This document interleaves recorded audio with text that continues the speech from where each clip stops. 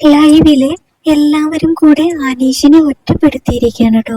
പാവം അനീഷിന്റെ വാ അടപ്പിച്ചു എന്ന് വേണം പറയാനായിട്ട്. അവിടെ ഹൗസിലെ കിച്ചണിൽ ഫുൾ വഴക്ക് നടന്നുകൊണ്ടിരിക്കുകയായിരുന്നു. ആര്യനും നിവിനും അക്ബറുമാണല്ലോ കിച്ചൺ ക്യാപ്റ്റൻ.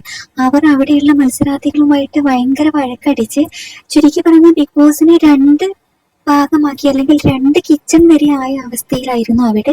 അപ്പൊ അതിനെ കുറിച്ച് അനീഷ് ചോദ്യം ചെയ്യുന്നുണ്ട്. ഒരു മീറ്റിംഗ് വിളിക്കാം, നമുക്കെല്ലാം സംസാരിച്ച് തീർക്കാം എന്ന് അനീഷ് മാന്യമായിട്ട് പറയുന്നുണ്ട്.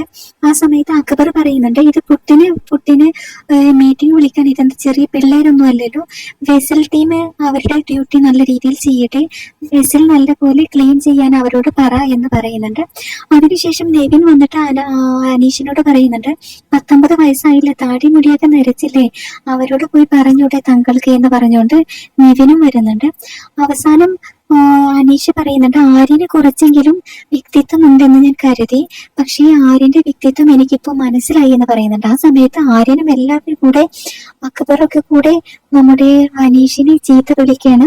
ഇതുവരെ കള്ളൻ കള്ളൻ എന്ന് വിളിച്ച് നടന്ന ഇപ്പോ വ്യക്തിത്വത്തെ കുറിച്ച് സംസാരിക്കുന്നു, വ്യക്തിത്വത്തിന്റെ മൂലബിന്ദുവേ എന്നൊക്കെ പറഞ്ഞുകൊണ്ട് അക്ബർ നല്ല രീതിയിൽ അനീഷിനെ വല്ലാത്ത രീതിയിൽ പരിഹസിക്കുന്നുണ്ട്.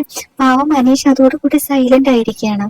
ഈ ഒരു പ്രശ്നത്തിൽ നിങ്ങൾ ആരുടെ കൂടെയാണെന്ന് കമന്റ് ചെയ്യണേ.